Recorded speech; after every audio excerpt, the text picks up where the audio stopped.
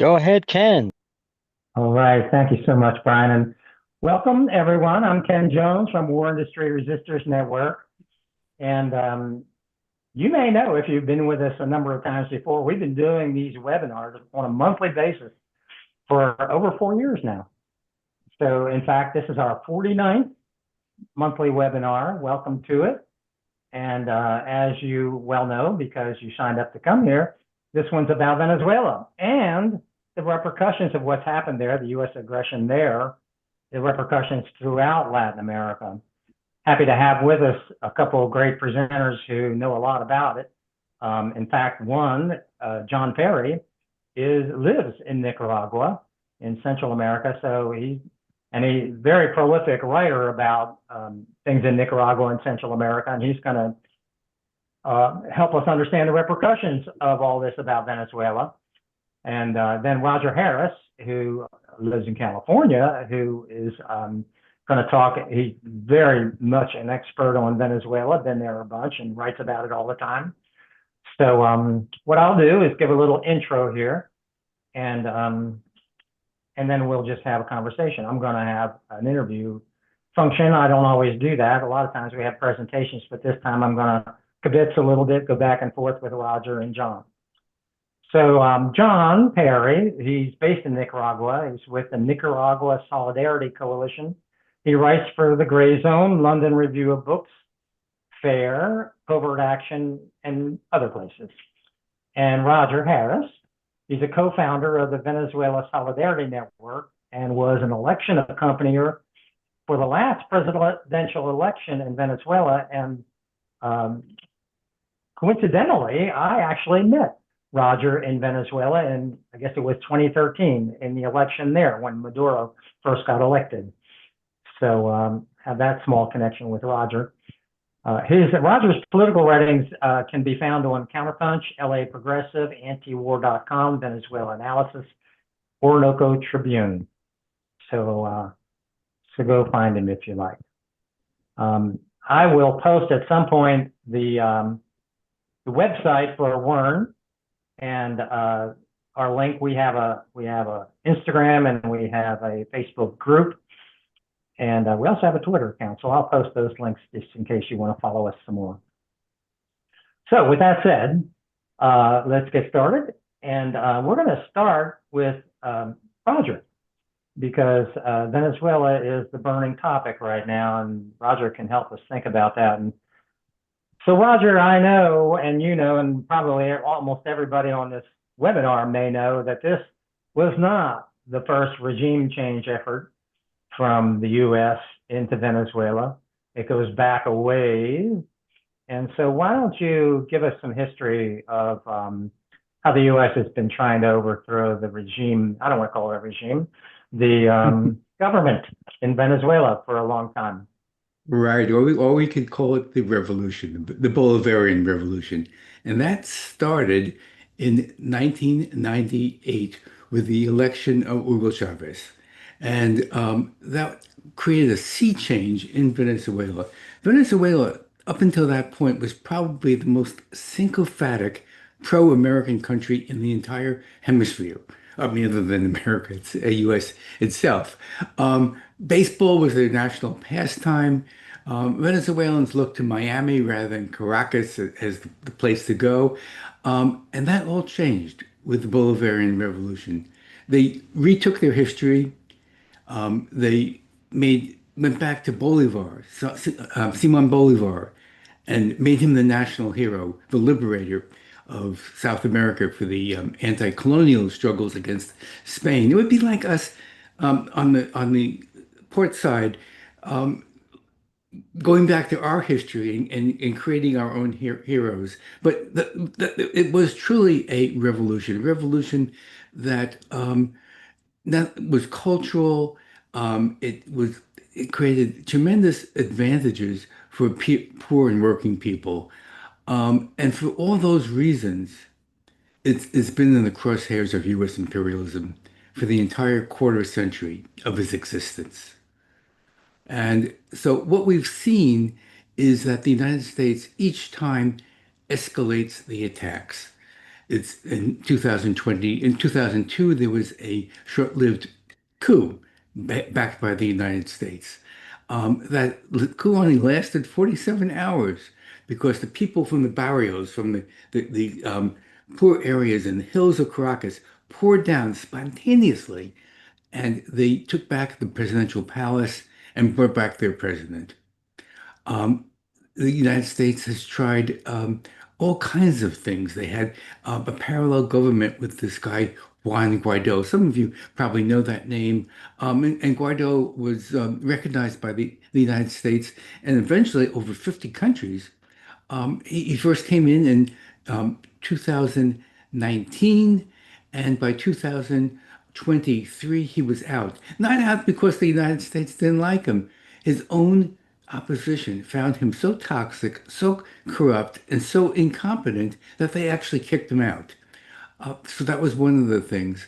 Um, but one of the major things is what we call euphemistically sanctions, but really what we should use the name that the United Nations uses. And those are unilateral coercive measures. These are illegal by international law. And the reason why sanctions are illegal is because they constitute collective punishment. The idea is to make life so miserable for the people of a country, and we're seeing that working right now, unfortunately, in a number of countries, almost a third of humanity, and particularly right now in Cuba, and we'll come to that later. Um, this is collective punishment. And the idea is to make the people so miserable that they will turn against their own government. The sanctions against Venezuela began with Barack Obama.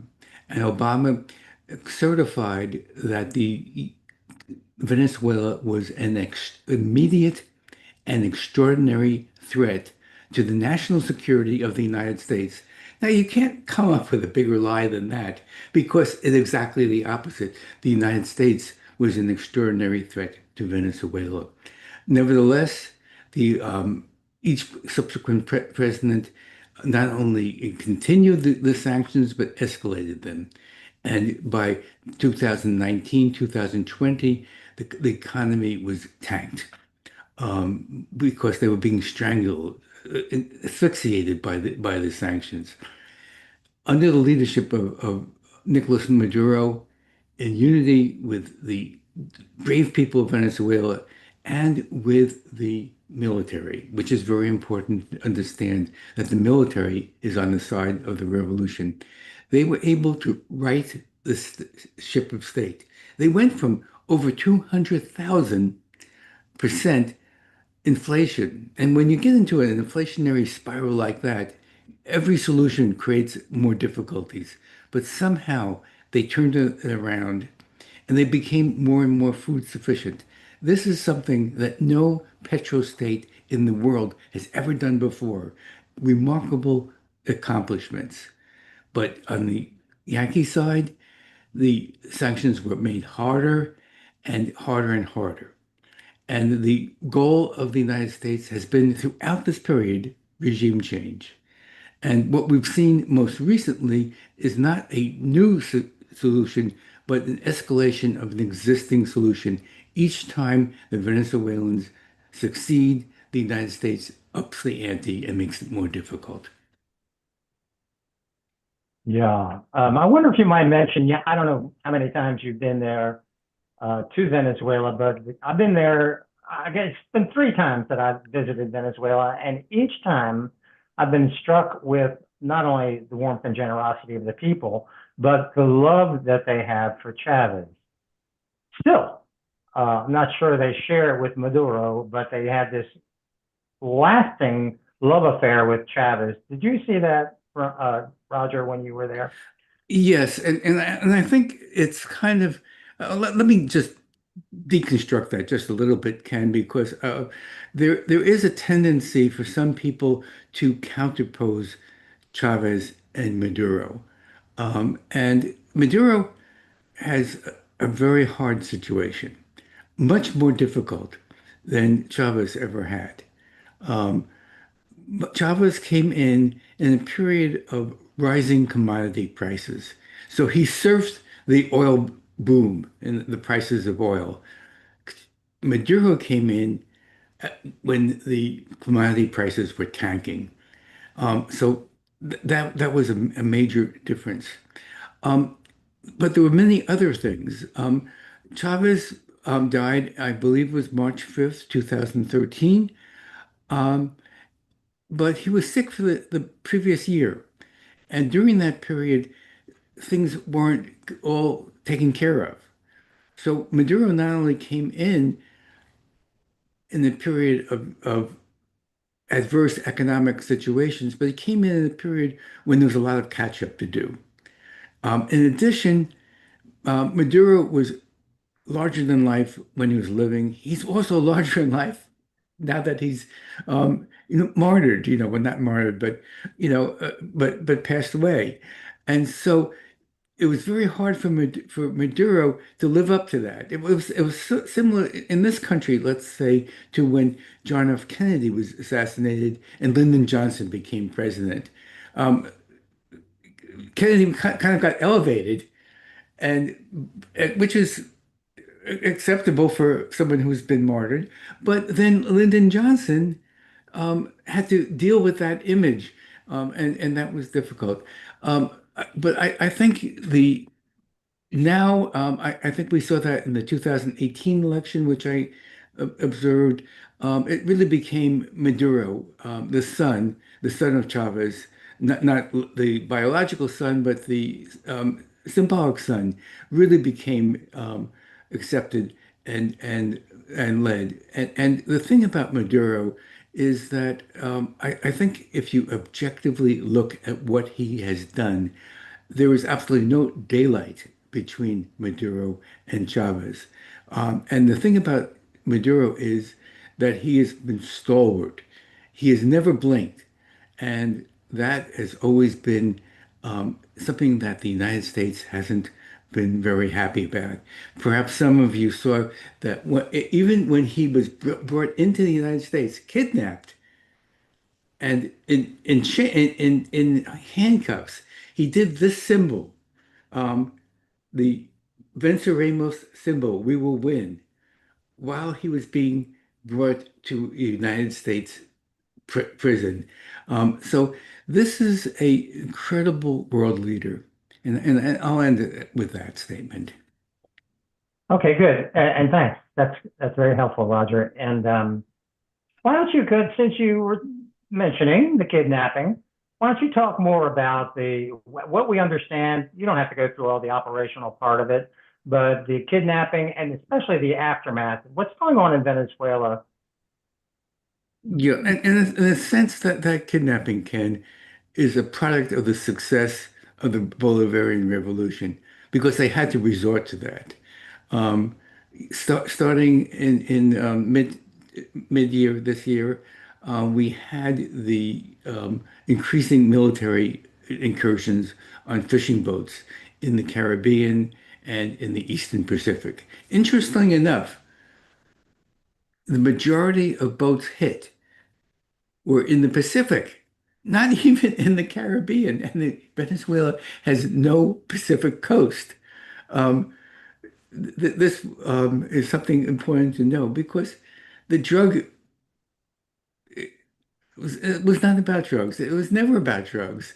Um, and it certainly wasn't about fentanyl, which isn't even comes from Venezuela. Venezuela is one of the more drug-free countries in the continent, in the South American continent.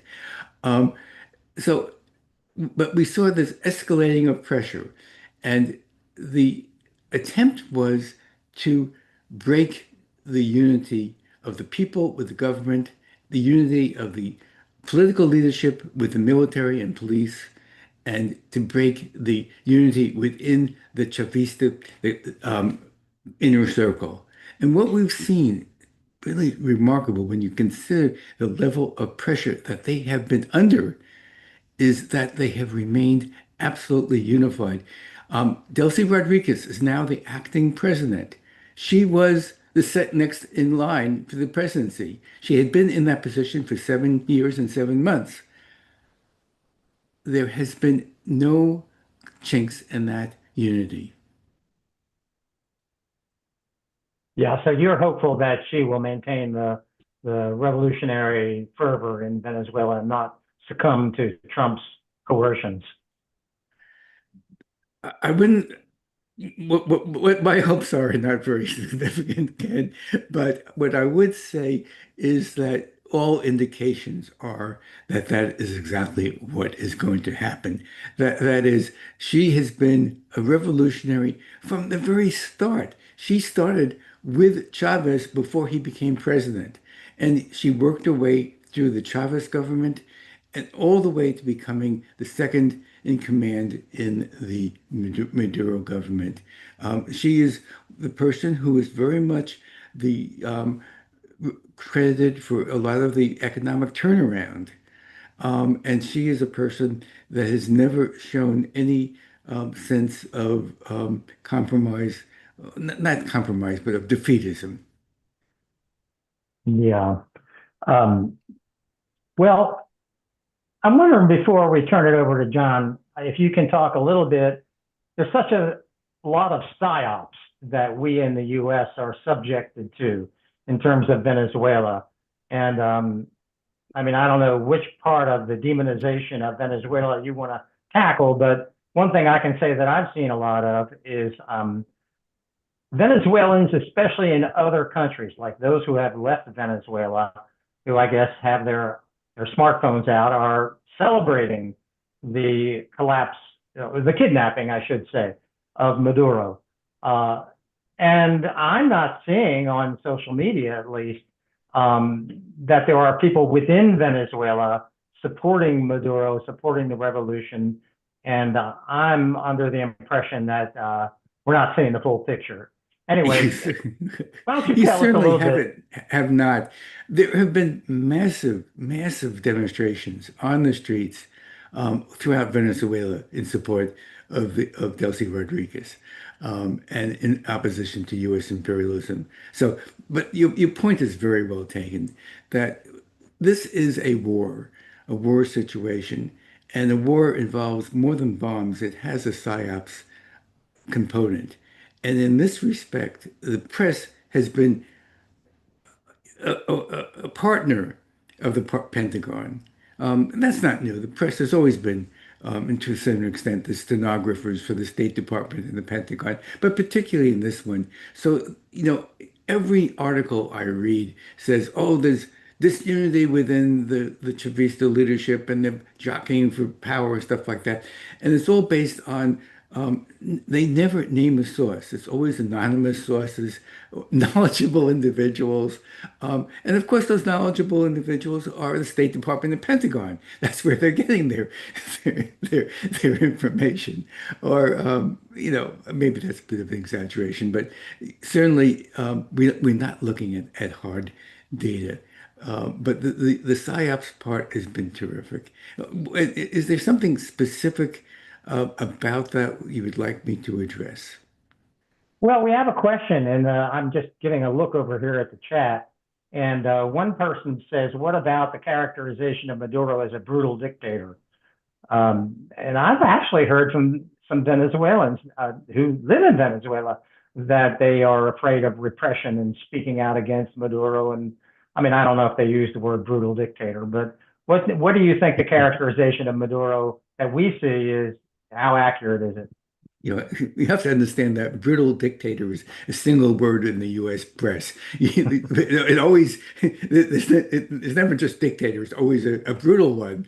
I guess there aren't any gentle dictators. But yeah, that again is from point of view. And so the thing that we all should understand is that Venezuela is in a war situation. And the level of civil liberties that they allow right now, I mean, higher than we have here. And we're not in a war situation. So every time we have someone who's targeted by the United States, and it's not just Maduro, it's Ortega, and in Nicaragua, it's Diaz-Canel in Cuba. Whenever they resist being attacked, whenever they fight back, it's called brutal. But let's talk a little bit about democracy. Um, in Venezuela, they have what they call human rights that we don't have here. And for instance, the right to education, to health care, and to housing are considered human rights. Now, we consider ourselves a great democracy, but in this country, the quality of health care you get, which is a life and death matter for some people, is determined by how much you pay for it. That's not the case in Venezuela. So we have to sort of understand those sort of things. It is true that people have been arrested. It is also true that the United States has the CIA working there. Mr. Trump has told us this so. It is true that Maduro has been the subject of a number of failed assassination attempts. So it is a situation of extreme tension, but that's precisely because they're being attacked. And so let me just mention just one more thing. If you wanted these countries, and it's just not Venezuela, but any country that's under the attack of the United States to be more open, the solution is to take the foot of imperialism off their neck. Yeah, couldn't agree more. A quick anecdote, I was in Cuba one time and our translator was, we'd been there for a couple of weeks and I said, look, I got to ask you this question because I'm going to get it asked when I get home. Said, what about the repression of dissent in Cuba? And he sighed as if he'd heard this question so many times and he looked at me and he said, Americans criticize the way we breathe when you have your hands around our throats. And I thought that was a pretty good answer. To your point about Venezuela, they're at war. Okay, so let's move to John. Thank you, Roger. We'll come back, in the Q&A and all that. And John, who lives in Nicaragua, is going to help us think about the repercussions around Latin America. And John, how about starting with Honduras? Because that's in the news a lot. I mean, we want to talk about Nicaragua and Cuba too, but can you start with Honduras and what's happened? I know you recently wrote an article about the repercussions of the election and what it looks like now. Can you talk to us about that? Yeah, sure, Ken. I think it's important to say that the armada of US boats in the Caribbean has had a kind of wider effect throughout the Caribbean basin countries, and it's made everybody scared of what might happen if they upset Uncle Sam. And I think nowhere apart from Venezuela, nowhere, and Cuba maybe, nowhere more so than in Honduras, which had an election on November the 30th. And just in case listeners don't know, the Honduras has a long history of US involvement. It's one of the Latin American countries that historically has the closest ties to the US. It's run by a dozen or so key families who've got very strong ties to the US, and they're the big entrepreneurs, often agricultural entrepreneurs, in Honduras selling products to the US. And the US was complicit in the military coup that took place in 2009, which snuffed out Honduras's first mildly progressive government under the leadership of Mel Zelaya. And that's led to a dozen years of neoliberal government, and not just neoliberalism, but deeply corrupt and drug-related government, particularly through the two terms of office of Juan Orlando Hernandez from 2013 onwards, who turned Honduras into what became known as a narco state. And he was supported by Trump. He was then supported by Biden. But in 2021, having survived two elections in which were deeply manipulated in the favor of the right-wing parties, the opposition became so powerful and was so popular in 2021 that Mel Zelaya's wife, Xiomara Castro, won handsomely, and her margin of victory was so big that the electoral system couldn't really deny that it had taken place like they had done previously. And so we've had 4 years of Xiomara Castro's government under the Libre Party.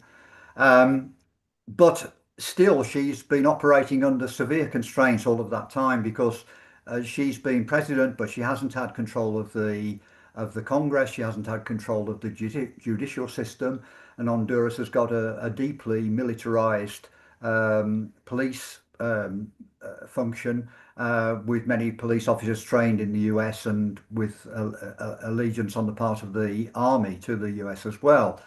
So she made major achievements. She revitalized a very rundown health service, public health service. She reduced poverty. She began to tackle violent crime. And when she took power, Tegucigalpa and San Pedro Sula were two of the most violent cities in the world, and now they're rather less so. Um, but she didn't do enough, I think, to secure victory in the election on November the 30th. Rixi Moncada, her successor, because Xiomara Castro, unlike Juan Orlando Hernandez, respected the Constitution and was only going to be in power for 1 year, one term. Rixi Moncada was leading in the polls earlier on in the election process, but then this armada moved into the Caribbean, and her two right-wing opponents began to say, well, if people vote the wrong way in Honduras, if they elect a so-called communist president, Rixi Moncado, then the might of the US will be turned on Honduras. And this was successful. It was made far more successful by direct intervention by President Trump in the days before the election on November the 30th. He intervened because the chief rival to Rixi Moncada was Nasrallah of the Liberal Party, and he looked as if he might win. But Trump favoured Asfura, the right-wing candidate from the Nationalist Party, the National Party rather, which was the party of Juan Orlando Hernandez. And he said that unless Asfura won, then US aid would be withdrawn. And people who receive remittances from the US, which make up a quarter of Honduras's economy, were threatened that they wouldn't any longer get remittances. And then, in an extraordinary intervention, he released, as probably people listening to this webinar will know, he released Juan Orlando Hernandez from prison. He'd been extradited to the US and was serving a 45-year prison sentence for involvement in narco trafficking. And Trump pardoned him, and he's now free. And this was an extraordinary boost to Asfura's campaign because Asfura was holding the National Party banner, but he's widely regarded as much weaker than Hernandez. And I think voters who might have supported the National Party suddenly thought, oh, well, if we vote for the National Party, Asfura will come to power, but Hernandez will also come back to Honduras, which he hasn't done yet, but he may well do later on. His term of office, Asfura won the election. His term of office will start on the 27th of January if steps to examine more carefully his victory aren't successful before then, because he only won by 27,000 votes in an electorate of I think it's around 6 million, and the Electoral Council didn't complete the count before they declared him the winner. And so the two losing parties are contesting this, but at the moment the Electoral Council is sticking to its guns and has got the backing of the army, which is crucial. So Asfura will probably take power in Honduras on the 27th of January. And so Trump will have yet another favoured candidate taking up a presidency in Latin America. Yeah. So would you say, John, that one of the factors in this election is the attack by the U.S. in Venezuela? I think you mentioned that at the very beginning. And to what extent do you think that scared people into voting for the Trump endorsed candidate?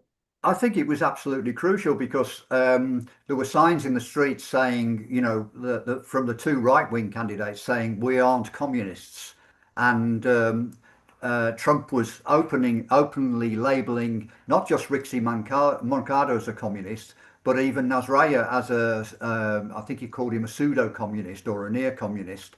And basically saying that Nasrallah was the only candidate who he supported who wasn't going to lead Honduras down the wrong path. So I think people were very worried. And of course, you know, in Central America, there's plenty of history of direct US military intervention to make them worried. And they've got an enormous US military base at Palmarola. I think it's the biggest base in Central America. You know, it was a very significant factor in the election. It was interesting that the election was observed by the Organization of American States and the European Union, and they both criticised the delays in counting the vote, but they didn't, and they criticised the Libre Party, which alleged there was fraud in the election, but they didn't criticise the US or Trump or the US Embassy for its involvement in the electoral process, which was clearly determinant. I mean, you know, I don't think Nasrallah would have won were it not for Trump's intervention. Yeah.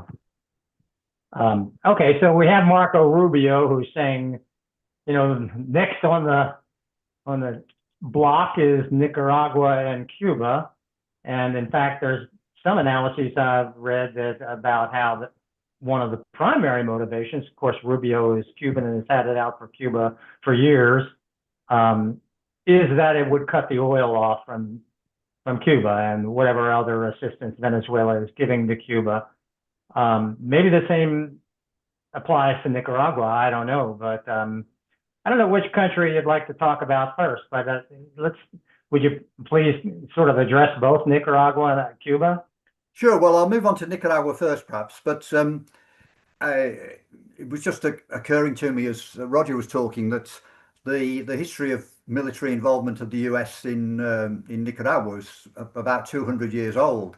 When the first intervention took place, and 100 years ago, US Marines were in charge of Nicaragua, and they were finally expelled by Augusto Cesar Sandino, the famous general who was then assassinated because of his success in getting rid of the Marines, and that urged in or brought in decades of US supported dictatorship until 1979 when the Sandinista revolution was successful. And then, of course, the Sandinistas were voted out of power in a highly manipulated election following US direct or indirect military intervention through the Contra War, which was essentially run from Honduras. The Sandinistas lost the election, then had to put up with 16 years, or we had to put up with 16 years of neoliberal government, with the Sandinistas very successfully working from the bottom up with base communities to build up support again, to improve their vote at each of the elections during that period until they finally won again in 2007 or 2006 and took power in 2007. So we've now had 19 years of Sandinista government. But of course, that has been, you know, in the face of US opposition from well before Trump's first period. I mean, from really the time of Ronald Reagan onwards. And the US has been trying to undermine Daniel Ortega's government since 2007 and was successful in 2018, or nearly successful in 2018, when a US-sponsored coup attempt took place. By then, Nicaragua was getting quite a lot of help from Venezuela when Chavez was in charge during the period when, as Roger mentioned, Venezuela had enormous resources that it could spend on helping other countries like Nicaragua. But that's by the time this coup attempt took place, that help had already dwindled significantly. The coup attempt was unsuccessful. The Sandinista government has continued in power and continues improving the health service here and doing a lot of the things that Roger mentioned are also being done in Venezuela. Now, with very little help, direct help from Venezuela, but I think the impact of what happened in Venezuela is more kind of psychological than in terms of than in material terms. Although thankfully, Nicaragua's sort of under the radar slightly compared perhaps with Cuba and Colombia as far as the attention from Trump and Marco Rubio are concerned. Yeah. Well, maybe that's good news that they're under the radar. Um, can you tell us a little bit about, I mean, is Cuba, I mean, they've been suffering through all these sanctions for so many years. Um, but now that Venezuela's got hard pressed by the U.S., is it just worse, much worse? And are the people there worried about the failure of their own government, a possible failure of their own government? Do you know anything about the feelings in Cuba about what's coming next? I did from the family that we're very close to in Cuba that we visit regularly. The picture is looking pretty bad. They're saying that the situation in Cuba is possibly even worse than what they call the special period after the demise of the Soviet Union, when Cuba's exports of sugar and resources from the Soviet Union were completely cut off. So if things are as bad as in the special period or worse, then they're certainly pretty bad. And the family we're in contact with live in the countryside, and they're able to survive very well because they're able to grow some of their own food. But I think in the cities there are food shortages and petrol shortages, which are severely hampering the the economic and social life of the country. I don't think that that means that the government will collapse. I think Cuba is extremely strong. They've resisted US pressure for over 60 years. But things are going to be very difficult for them. And of course, we know that it looks like oil supplies from Venezuela will be cut off. And Venezuela is, I think, the most important source of oil for Cuba. Mexico also supplies oil, but a smaller proportion than Venezuela. And because Cuba has just not had access to technological resources in the way that even, say, Nicaragua has, it hasn't been able to diversify its electricity supplies in the way that Nicaragua has. Nicaragua, 70% of its energy comes from renewable sources. In Cuba, it's now getting help from China to do that, and many or several solar farms have been erected in Cuba to supply energy directly to the grid and replace it to some extent its reliance on gasoline. But that's in a work in progress, and I think Cuba is going to suffer heavily over the coming months. Yeah, yeah, I do too. I hate that. Um, well, I'm looking at our clock here, and I'm thinking we want to talk a little more amongst ourselves, and then open it to Q&A. But before I do, I guess one other country in Latin America we ought to talk about is Colombia. And I know that Trump has explicitly threatened them. I don't know all the reasons, but in fact, Petro criticized the attack on Venezuela and has also criticized Israel and its genocide and long-term Nakba of the Palestinians. So I know, John, you know about Colombia, and so does Roger. So if you two want to sort of tag team a little bit about Colombia, then we'll move on from there. Let me just reflect for a moment on the point you made about Colombia's support of Palestine and its opposition to the Israeli genocide. I think that's an important factor, and Colombia has been one of the most important countries recently in supporting Palestine, and indeed it's been at the lead of this group of countries which are looking at collective action along with South Africa against Israel's genocide. But I think it's important to say that there have been other Latin American countries involved too. Venezuela has a long history of support for Venezuela, for Palestine. So does Nicaragua. Several Latin American countries have cut off diplomatic ties to Israel, either much earlier on or more recently in response to the genocide in Gaza.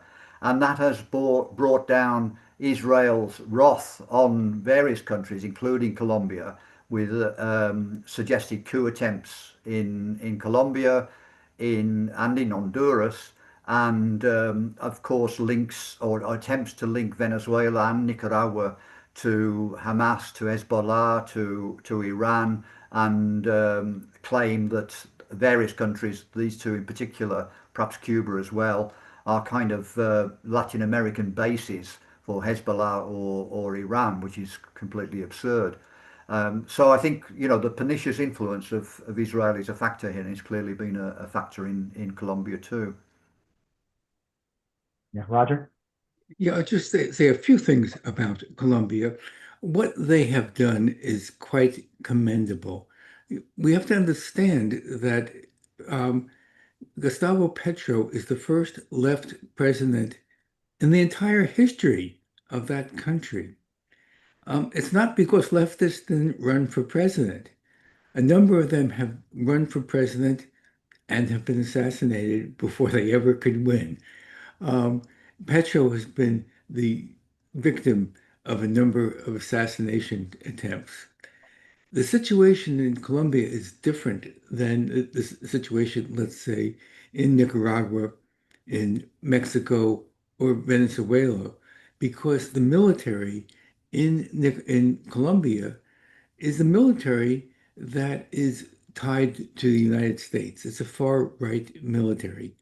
Um, Colombia has a number of U.S. military bases on their soil. So what Colombia can do is quite constrained. The fact that it has done so much in terms of speaking out for the Palestinians, which is something it can't be overemphasized.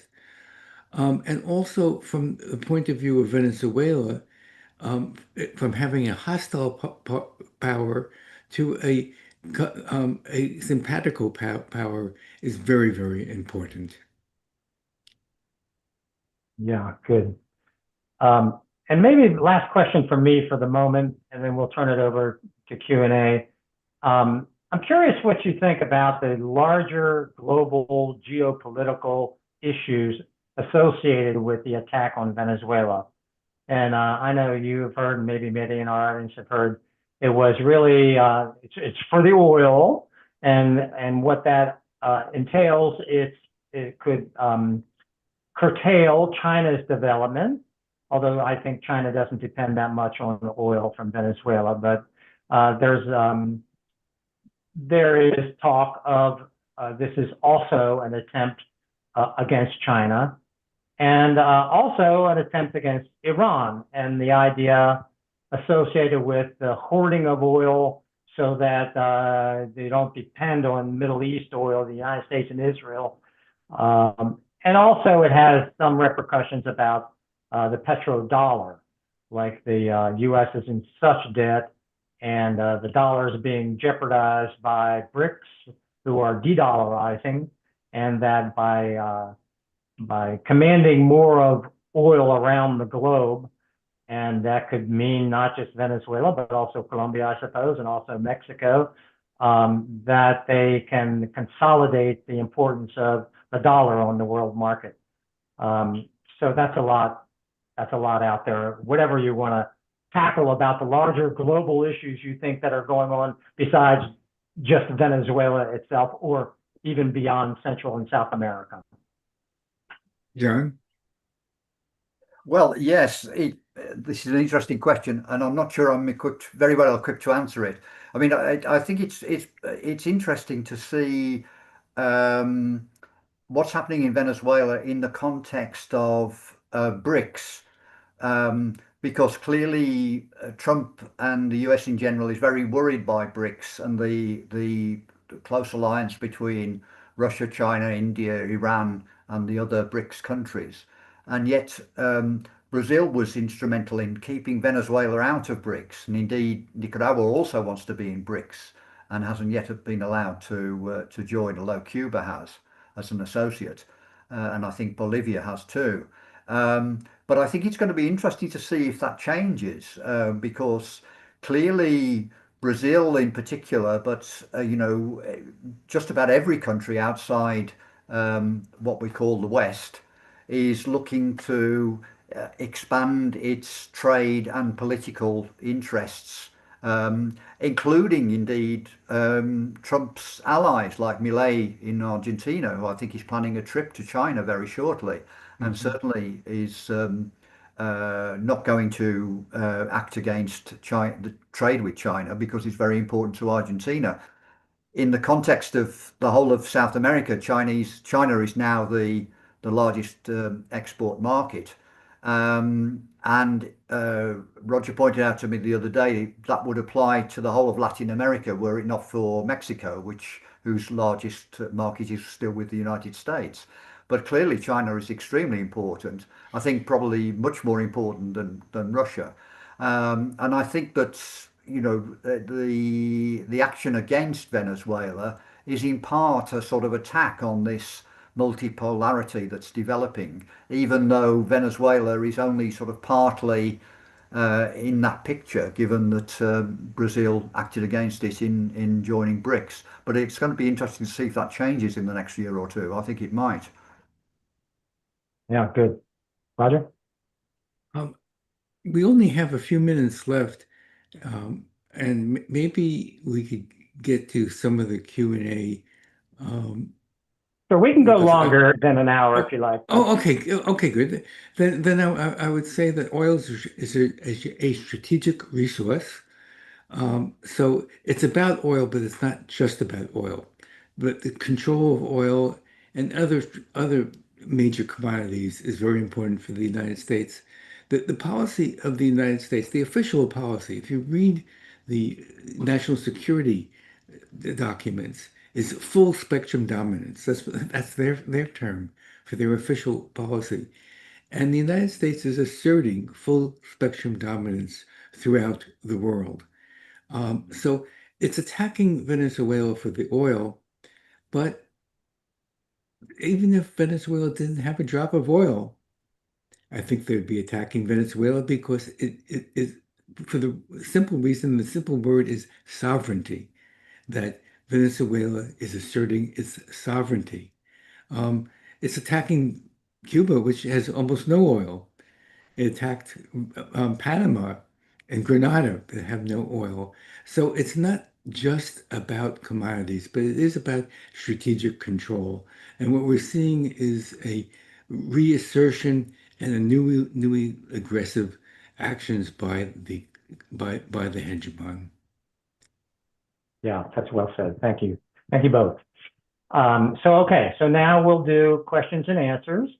And the way we normally do it, I've seen some questions in the chat. I could read a few of those, but before I go to that, let's see who raises your hand so I can see Robert Sullivan with his hand up.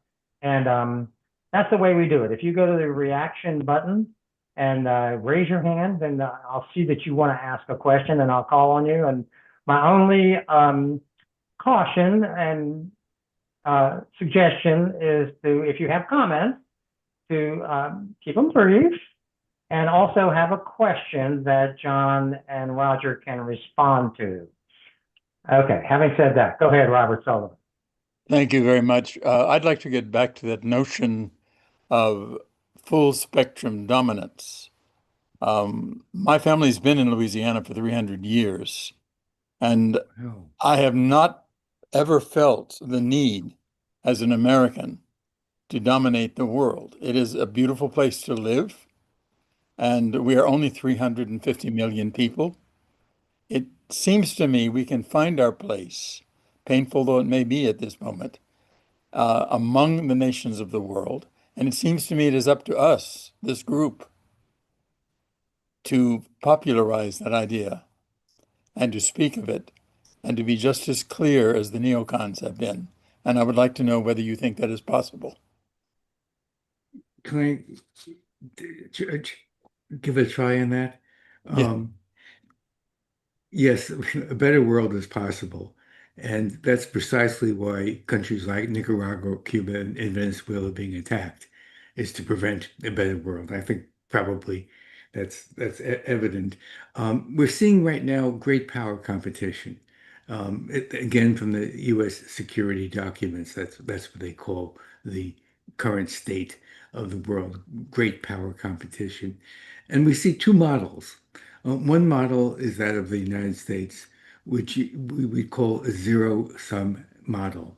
That's a model where either you win or you lose, but there's no in between. The other model, which is the model of the global South, particularly of China, is mutual benefit and cooperation. And I'll pass that on to John. Yeah, I think well, you hinted that this, Roger.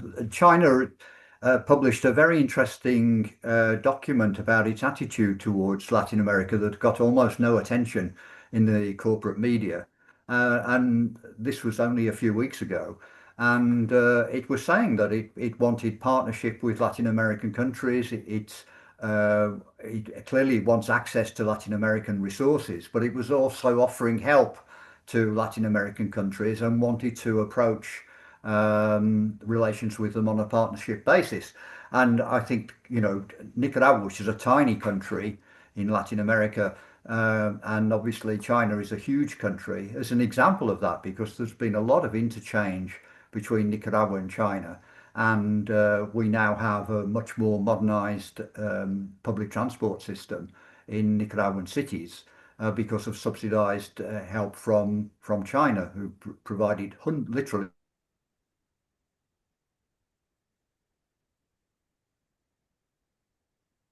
Looks like, John, your connection seems to have gotten stuck. So maybe turn off your video because I think you don't have the bandwidth.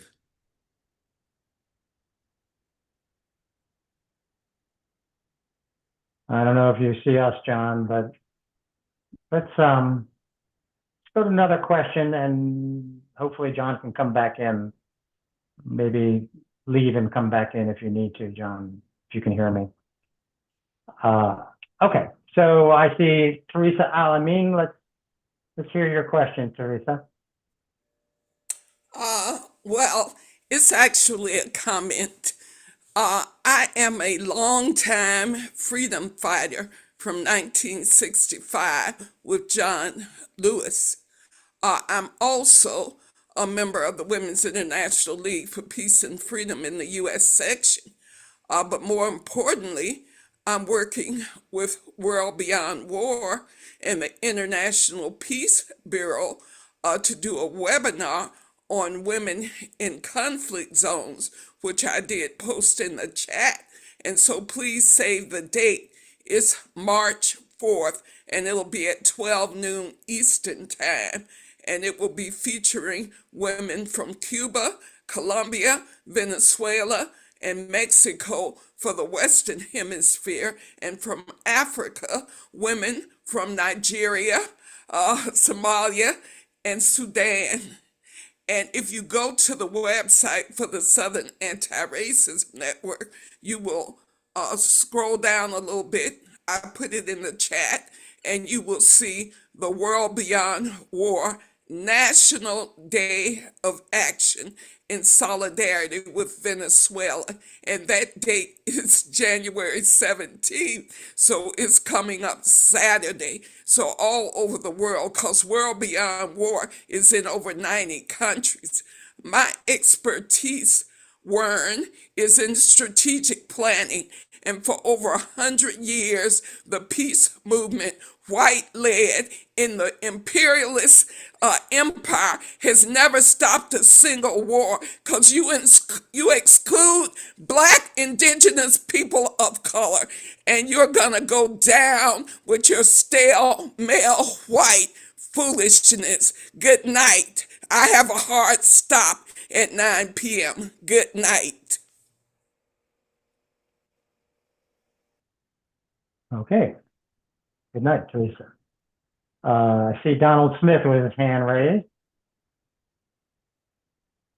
Go ahead, Donald. Okay, thank you. In Foreign Affairs, there was an article called Venezuela's Suicide by Moises Naim and Francisco Toro, which blamed all the economic problems there on mismanagement by Maduro and maybe by Chavez. But they said the sanctions certainly made it worse once, the sanctions and the lowered oil prices made it worse. But I've heard, lefty groups, say, oh well, that the CIA was involved there, or there were other meddling, the regime change operation. So I want to know what sources, or just tell me more about. And also, I heard the International Monetary Fund, made it hard for Venezuela to raise money. So I want to know how to push back against that article. And do you know anything about those two authors, Moises Naim and Francisco Toro? I want to push back against it. My member of Congress sent me that article, and I want to push back. I have read that article. I get a news feed that I read the mainstream press every morning. And so I try to keep up with that, even though I don't agree with it. Also, constantly on social media, getting pings from Venezuela and keeping up with the movement there. So first of all, the organ that appeared in is Foreign Affairs. That's the organ of the Council on Foreign Relations. That should be understood as a quasi-governmental think tank. Funded partially by the United States government and other governments hostile to the global South, and so forth. And we could really get into the weeds on the economic situation in Venezuela, but I don't think we can do that quickly in this forum. But let me just say one thing, because the question is very valid. If Venezuela, and by extension, any attempt to move away from predatory capitalism to a more just system, if they were failing because of internal reasons, there would be no reason for sanctions. Those countries would just fail on themselves. The whole purpose of U.S. sanctions on Venezuela, on Cuba, and on Nicaragua is to make sure that they don't succeed. And the sanctions are very targeted in that respect. That doesn't mean that there isn't corruption, that there isn't mismanagement, but you have to understand the context of a playground where there's a big bully and it's constantly pushing down the little kids, and then the bully says that the little kids can't stand on their feet. Okay, I noticed that U.S. Bailed out Argentina $40 billion, so the hypocrisy is great. But I'll let someone else. And not only did the United States bail out Argentina, but what's new about the Monroe Doctrine is it bailed out all Trump's buddies that invested in Argentinian securities and stuff like that. What the new developments we have with the Trump administration is that not only are they aggressive murderers, but they also are using government for personal to make money themselves. There's John back again. Thanks, John. Good to have you back again. Yeah, sorry about that. There was a break in my Wi-Fi for some reason. I'm back again. Yeah, good. We may be, I don't see any more hands raised, but I did see Carol Lohan. There's two questions I want to answer that were in the chat, if I could. Go ahead. One it was that Cubans and Venezuelans just won't tell people, they won't complain about their government to people. And at least that's not my experience. And I'll ask John too. Particularly in Cuba, complaining about the government seems to be the national pastime. And what that reflects is a very highly politicized and well-educated populations. It's quite different than the United States, where mostly polite people don't talk about politics because it's not polite. But in those countries, people, at least our experience, my experience has been that they've been very open about complaining about the government. In fact, it's hard to stop them. What's your experience, John? Yes, this is true. I think people here are definitely outspoken, and I think to the extent that people feel constrained in any of these countries, it's again a result of U.S. pressure. I mean, that we're constantly in this situation where human rights is being instrumentalized to achieve a political outcome, and so the real human rights of people, as you mentioned in the context of Venezuela, Roger, are ignored. So the rights to health, the rights to schooling, the rights to be able to walk in the streets in safety are ignored. And what is prioritized is the rights of prominent dissenters against the government. So we're seeing this, of course, at the moment in Iran. And you see it in Cuba and Nicaragua and probably in Venezuela as well. And indeed, I suppose the whole motivation between the support for the failed opposition characters in Venezuela is around this so-called human rights issue. But of course, it's the US itself which is creating the environment in which governments become paranoid about the attacks that they're going to suffer. So, it's a self-fulfilling prophecy. And that certainly happens to some extent in Nicaragua. We've seen people who dissidents in Nicaragua who've been sent to the US and not allowed to return. That was in agreement with the US government. And we've An seen agreement by them too. yeah, and indeed, and the similar actions against dissidents have been taken in other countries too. But this is exactly what the US wants to provoke because it knows it can then get the corporate media to start criticizing human rights in these countries and say how appalling they are because they don't do this and they don't do the other. And of course, we all know that in Nicaragua and in Venezuela and in Cuba, human rights are much more real than they are in the US, and indeed increasingly in the UK, which is my country, where people are being deprived of citizenship or locked up for protesting. In the case of Israel and Palestine, to a much greater extent than they are in Nicaragua. The other question, if I might address, Ken, was why are young professionals leaving Venezuela? And that's true also for Nicaragua and Cuba.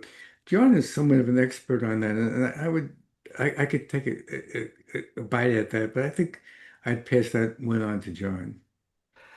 In the case of Nicaragua, I think the interesting thing is that one of the things that's weaponized is migration to the US, and there are two aspects to it. One is that the Nicaraguan opposition claims that there's been massive migration to the US, so that supposedly 1 in 7 or even 1 in 6 of Nicaraguans have left the country. But the statistics don't meet that test. The fact is that they ignored the number of Nicaraguans who come back into the country, and Nicaragua has a very symbiotic relationship with neighboring Costa Rica, and at any one time, 500,000 Nicaraguans live in Costa Rica and pass freely from one country to the other.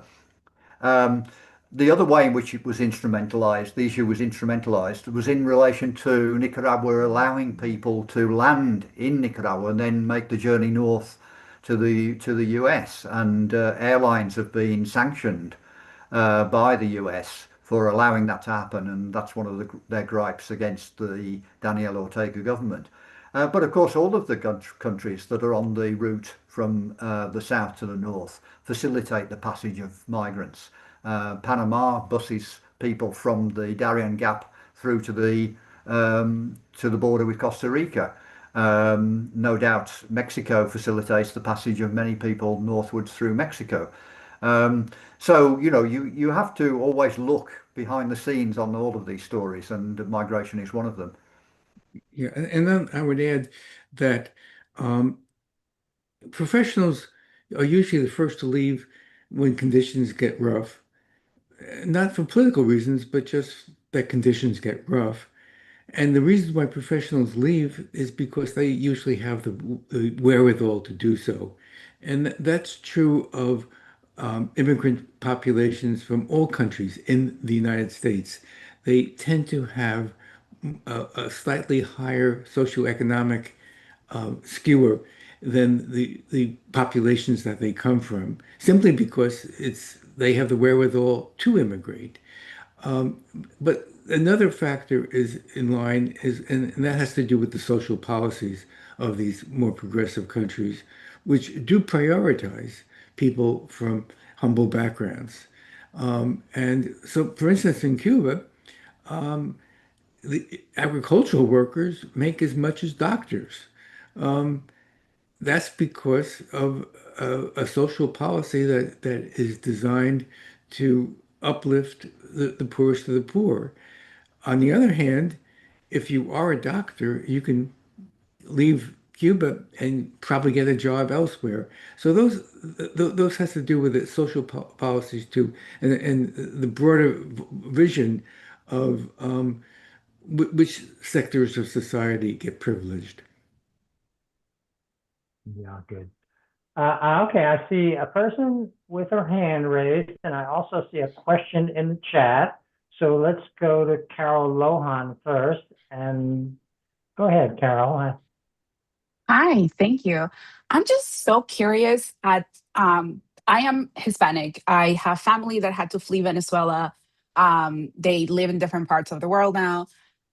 These take, it's so new to me. Again, and I live in the US, but I just moved here 2017. So I've been more involved in the discourse of Hispanics within, the Hispanic politics than hearing Americans' opinions on Hispanics politics. So, Roger, your take on you're being so positive. Like, if I were to hear you, and I've never heard any Venezuelans or Cubans experience, I would say I want to move there. But it sounds great. And again, like from another Hispanic, I've never from my family that live in Venezuela, it's and again, I don't know if people saw it on the chat. I want to preface this with in no way, shape, or form I am in agreement with the invasion of the US. I think that was not for the US to handle. And I do agree with so much of your sentiment and how eloquently you said it on how, John, you said it on how it's like a self-fulfilling prophecy, right? Like, immigration is obviously always going to be a consequence of capitalism and just like the explosion of the resources and so on and so forth. But with all of that, let's take an account, right? Like the capitalist, like the imperial, it's exploiting and invading these areas. So putting this pressure, making they making them more unstable. But their own government, it's like you said, you admitted there's corruption and all of that. But like Maduro, I think he's as much as a war criminal as well, not as much as Trump because he doesn't have the billions of dollars he has. But he's no. I had to speak up just at the positiveness, I would say, around the discourse on like people in Venezuela really support them. I've heard so much of a different discourse. And I'm just so curious at who are you talking with in Venezuela? I'm not sure I understand the question, like the names of the people I'm No, talking no, I'm to. sorry. No, no, no. Like, are they like part of the opposition? Do they work for like the government? Are they folks in? I don't also, right? It's my first time attending one of these meetings, which I just thought it was an Yeah, interesting so one. So, like, what is their background? Like, do they work for the government? I'm just curious. so okay. So your comments are very well taken, and I think um, my comments were aimed at a North American audience that reads the New York Times, Washington Post, and their entire picture of Latin America is that picture. They think that drug kingpins are by definition Latino. That's because that's all they hear. Even though the United States is the biggest consumer of drugs in the world, but we don't have any drug kingpins in the United States. Why? I don't know. But so that's the audience that I aimed at. So yeah, so my sources are sources that are sympathetic to the government of Venezuela, but particularly sympathetic to the promise of Chavismo, and that's what I was putting forward. Um, but in a situation like Venezuela, my understanding is that conditions are hard. Um, the I talked about the recovery of the economy, but the recovery hasn't recovered to pre-sanction levels. It's recovered about 30%. There's a long way to go to full recovery.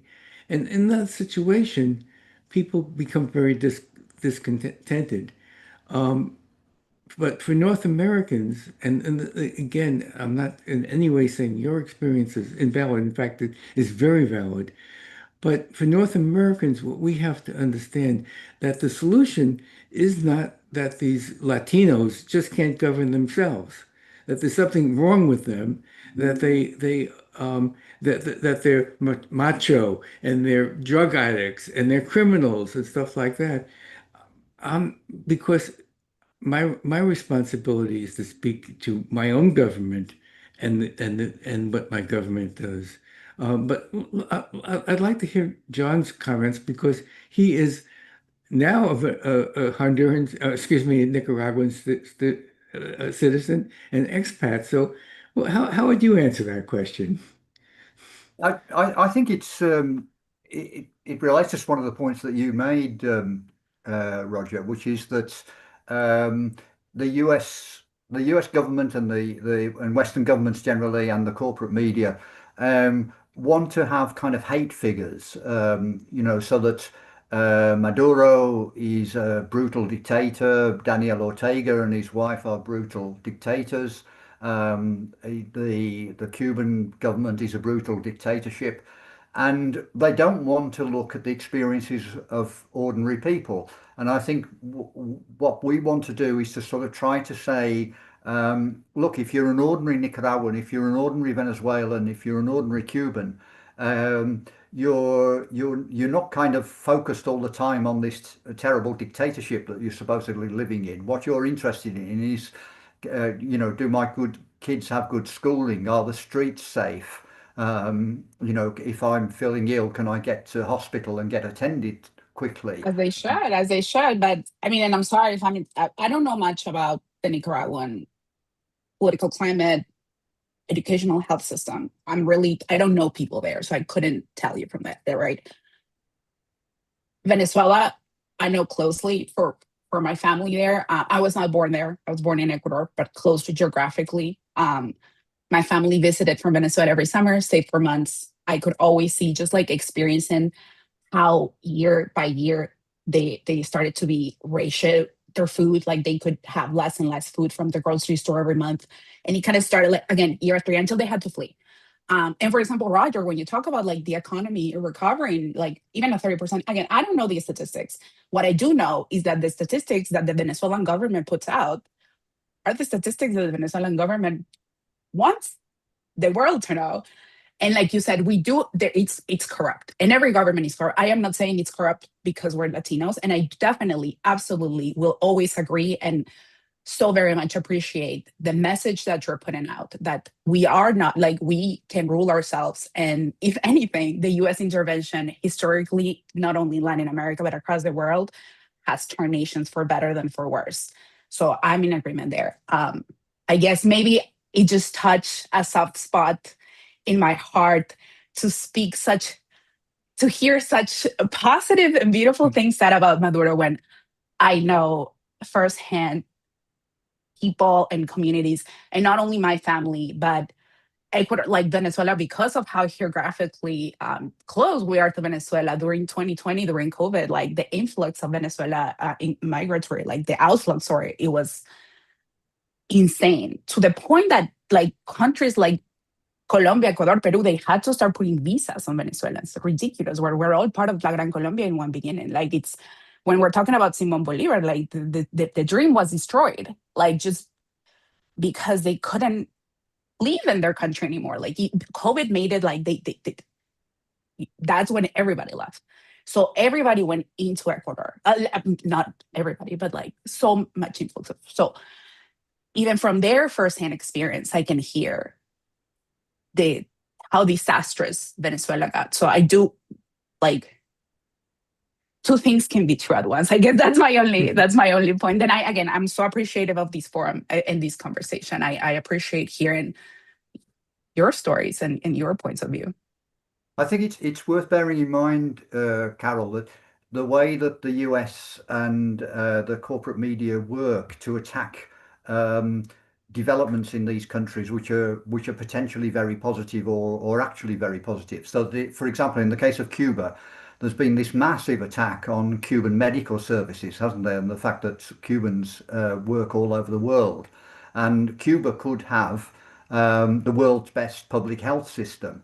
But sanctions, the blockade, preventing that. I mean, there's a tremendous shortage of medicines and equipment in hospitals.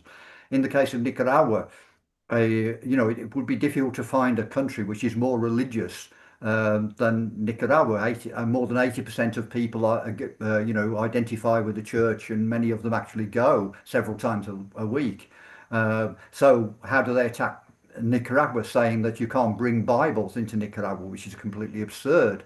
So that's appeared in the media recently, and the things that are either being done well in these countries or that might be done well because of progressive policies are exactly the things that are tackled by sanctions and by the corporate media when these countries are under attack.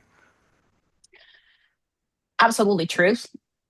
I can't help but feel that those things couldn't happen without some internal government involvement.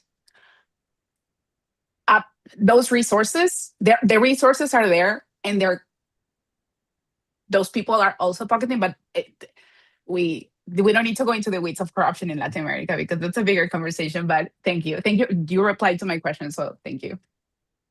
Thank you, Carol. That might be a great place to end the seminar, the webinar.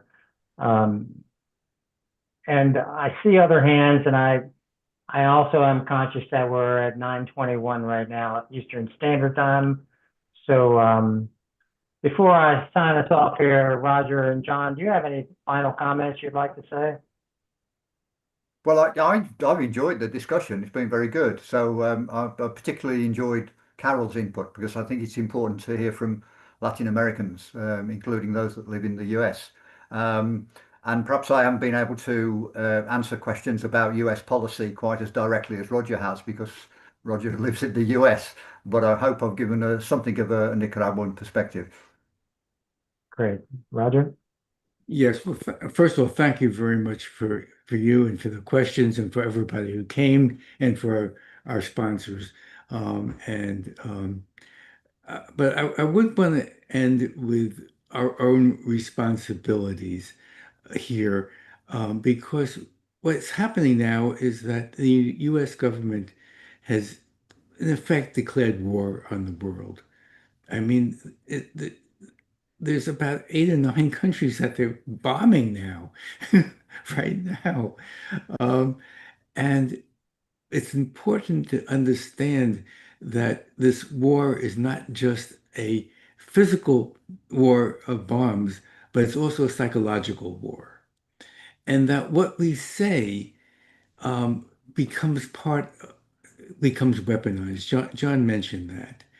And so what we're having right now, specifically with Venezuela, is people say, well, I hate Trump and I don't like what he's doing, but Maduro's a bad guy, so it's okay. And that sort of gets us into an area where we actually support the war effort against the war against the world. So we have to understand how these things get weaponized, that it's not okay, that if the United States doesn't like a particular person to kidnap him, it's not okay for the United States to bomb a country. Whether you like the people there or not, that's not okay. We should not repeat what I would call the narrative of the imperialists. Well said, Roger. And thank you, Roger and John. It's been a great webinar and very enlightening, both so well informed. Thank you all for coming. We'll try to have another one next month on a different topic about the military industrial complex. And, let's all just keep working for peace and justice. Good night, everybody.